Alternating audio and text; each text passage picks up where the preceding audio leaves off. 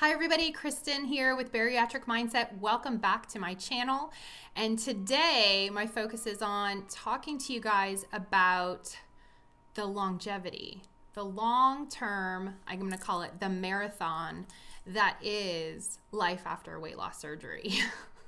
So what does this mean? So all of my clients and people in my group, I will tell them this is a marathon, not a sprint. And a lot of times I'll see people who are comparing themselves to other people's journey going, oh my gosh, I only lost 25 pounds this month, the first month after surgery. Or I've only lost this month. Or I know someone who's lost this month. Or at the 6-month mark, I've only hit 50 or 60 pounds. I'm really, really frustrated. And so this is huge because a lot of people are, first of all, focusing on somebody else's journey and not their own. And while I completely appreciate the frustration, I think it's time to take a deep breath, slow down, and look at how far you've come. Celebrate your successes. Celebrate where you are. You have come this far. You're doing awesome. That's step one. After that, it's important to realize that all of our biology is different. So where I might lose 30 pounds, somebody else might lose 35, and someone else might lose 27. And that's in the first month after surgery. That's something that's important to take into consideration. And then we all have different lives and different lifestyles. And what I mean by that is that there are different things that we may be doing in terms of exercise or muscle mass and sleep behaviors that are going to be different for all of us. Now, we kind of know the basics, right? So we all know the basics of life after bariatric surgery, which is focus on protein, make sure that you're getting a good night's sleep, right? And I know 8 hours is recommended. Not everybody gets 8 hours, but that's what's recommended. Getting in your water, right? Every single day. And then usually not exercising until after the 3-month mark. Like, yes, you're going to get up and you're going to walk around, but not doing any kind of heavy lifting or any kind of strength training or anything like that until after the 3-month mark, because your body's still healing from surgery.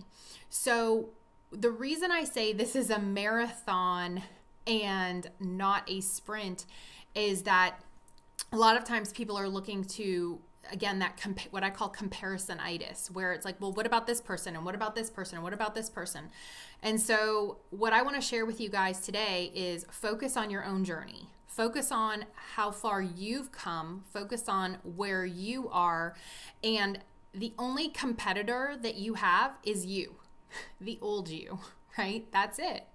That is it. There are no other competitors. Your sister, your cousin who had surgery, your best friend, your husband, whoever, the people online, really there's no comparison, because there are so many other factors physiologically, biologically, in terms of whether they have, perfect labs, they've never had diabetes, just autoimmune functions, different things like that you may not even see. And so you really cannot compare, because it's literally apples to oranges in terms of a comparison. And so you may be looking at somebody else's success and go, wow, that's, they're so lucky, or that's so awesome, or what do I need to do different?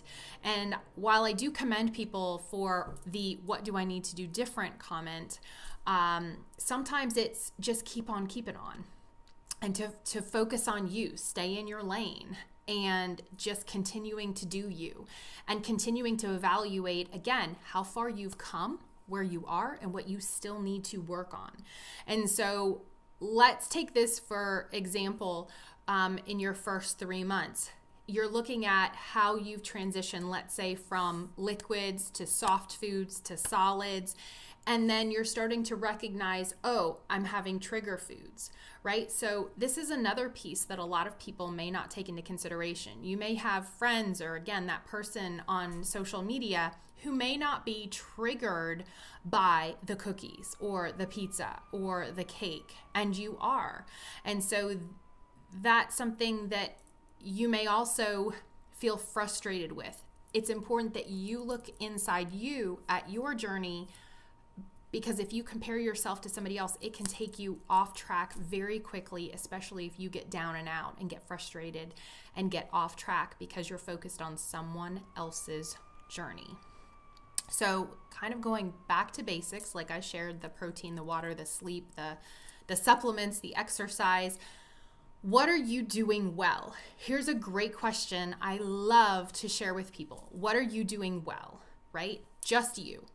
What have you done well since you started, right? So you may be really good at, okay, I'm getting in my water, I'm getting in my protein, that's awesome. And then you may say, the exercise, not doing so well. So then you can take that information and say, okay, how can I improve?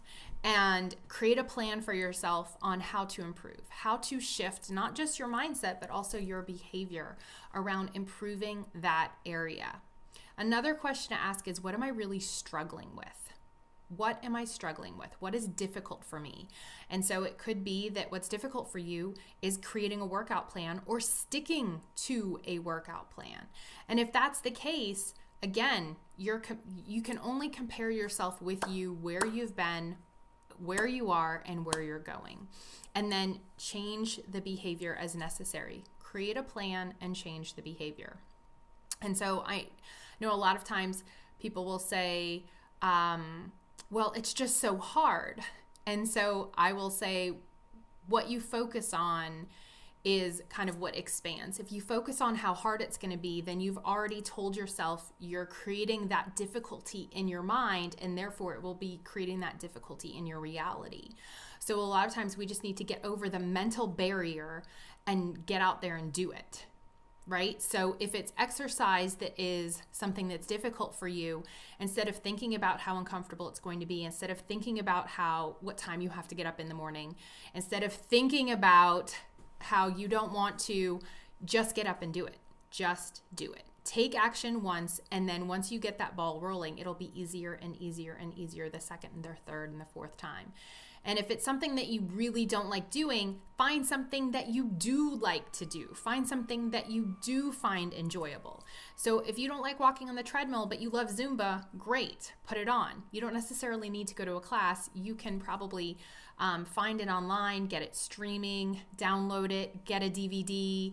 Where there's a will, there's a way.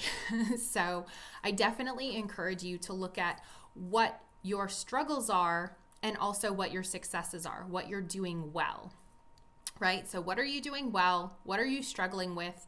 And what can you improve upon? This is another great question. What can you improve upon? And again, your competition is only you, the old you, what you used to do or not do, and where you are now. So what can you do to improve? Well, we can all improve. I can improve, right? They're always things that we can improve upon, even if it's just a little bit of a step, whether it's getting up early or making sure that we get our protein in, making sure we get our water in. And most recently I had a client that said, I just keep forgetting my vitamins. I just continue to forget them. Well, vitamins and supplements are huge, important aspect of the nutritional value after weight loss surgery. So making sure that you get those in. So whether you set a timer or you take them to your office and put them on your desk so that you remember them, these are all steps that get you to be better, right? Because if you don't have that nutritional value, I don't know how it's impacting your weight loss, but that's something you may ask your surgeon. Okay, what happens if I don't take my vitamins, right? So there are other deficiencies. That's why we go and get labs. There are other deficiencies that can pop up that can actually maybe stall your weight loss that you may not have thought about before. So it's essential that you look at, what am I doing well? What am I struggling with? And how can I improve? And I think these 3 questions will help you drop the comparisonitis and really help you to reevaluate where you are, where you've been, and where you're going, so that you can not only continue to stay on track, but continue to lose the weight and feel great about who you are, who you're becoming, and your long-term weight loss. Okay. And remember, this is a marathon. This isn't a sprint. So it's what you do consistently. It's what you do daily. It's what you do week by week by week that really produces your results. So if you're not getting your water in, if you're not getting your vitamins, if you're not getting your protein in, and I'm not talking about missing your protein once or missing your water once. I'm talking consistently. What does it look like for you consistently? If you're consistently not going to the gym, what is your outcome going to be? If you're consistently not getting your water in, then that could be an issue where you're consistently dehydrated. So I think that this is something for you to look at.